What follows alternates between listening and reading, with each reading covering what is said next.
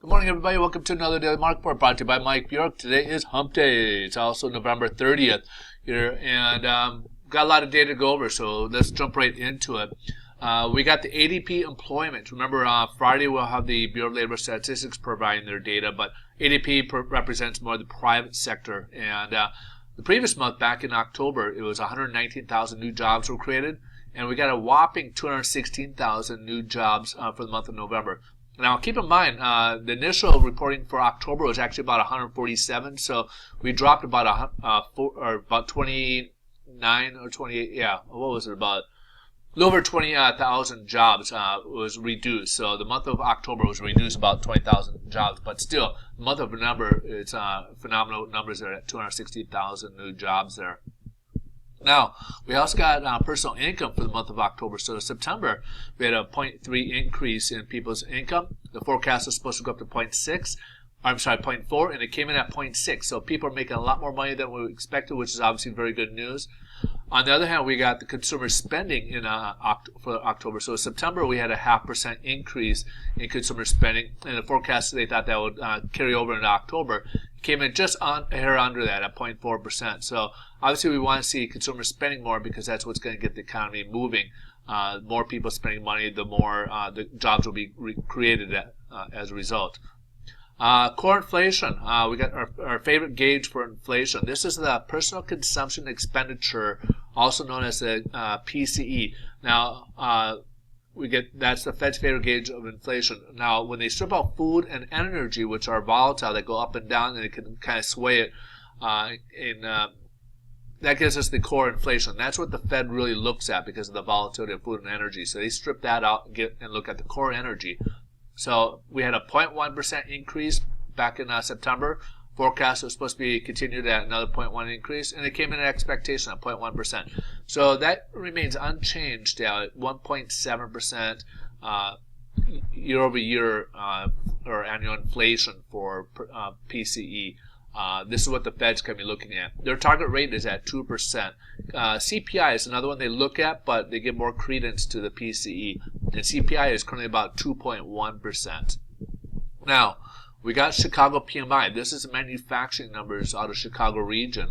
And we had 50.6. Anything on this index is at 50 or above is considered expansion. So we were just barely expanding in the month of October in Chicago. And anything below it is contracting. And it jumped all the way up to 57.6 on there. So this is the best number we've seen in a little while from Chicago manufacturing numbers. So this is obviously very good news, especially this late in the year for manufacturing.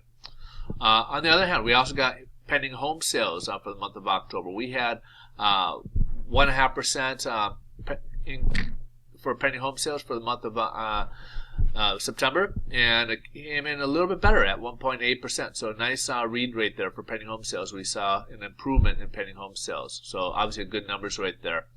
And then we also got the Fed's Beige Book. Fed's Beige Book came in a little bit late. I'm sorry, I usually typically do this earlier in the day, but I had some appointments that couldn't help me get this ready for you guys sooner. So the Fed Beige Book already came out, and basically across all regions, they listed as moderate. So most regions are in the moderate level here on there.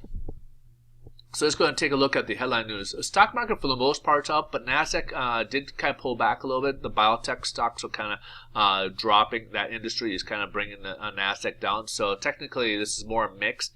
So Dow's up and S&P 500's up. They're both, again, reaching further highs on their numbers. And then NASDAQ from this morning did pull back a little bit and has due to biotech stocks.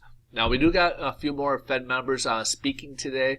Again, if there's anything that to the contrary about maybe no rate hike in December, then obviously that could roil the markets. But for the most part, we've been getting a consistent message that all signs are pointing to a rate hike on the December 14th meeting. So that's what they're kind of expecting. Now, also something that kind of affected the mortgage-backed securities and also stock is that they had some higher inflation data that came out of Europe, highest in like 2 years, as consumer prices went up over there. That also became kind of a, as you'll kind of see, took a toll a little bit on the bond market. Now, on a surprise deal here, the OPEC was meeting, and we also have some OPEC members there, oil producing countries were there.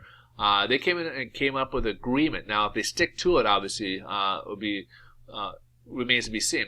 But oil jumped from $45 to about $48 per barrel right now, because the OPEC countries had said they're going to reduce by 1.4 million barrels per day, and non-OPEC will reduce by about 600,000 barrels per day to try to drive prices up. Oil, because since like 2014, with prices of oil going down, a lot of countries are kind of struggling as such.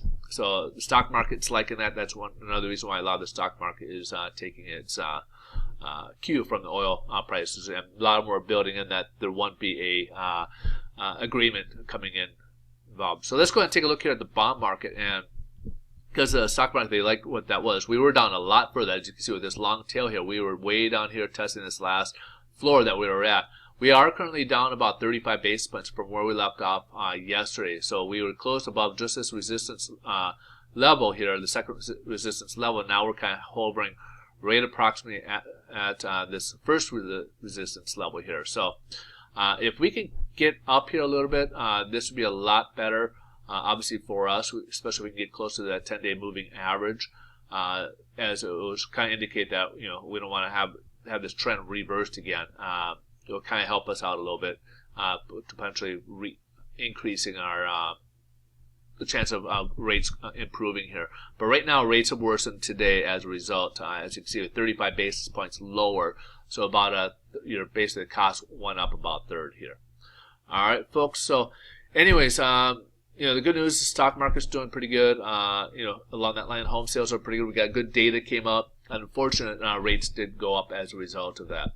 So if you guys like to get some more data throughout the day, more updates throughout the day, just come over to Twitter. I am on Twitter. I do post throughout the day, and I'm at Mike Bjork on Twitter. So feel free just to stop by and follow me, and then you can see the updates when I post them. All right, have a wonderful day. Thanks so much for watching. We'll see you guys tomorrow. Bye-bye.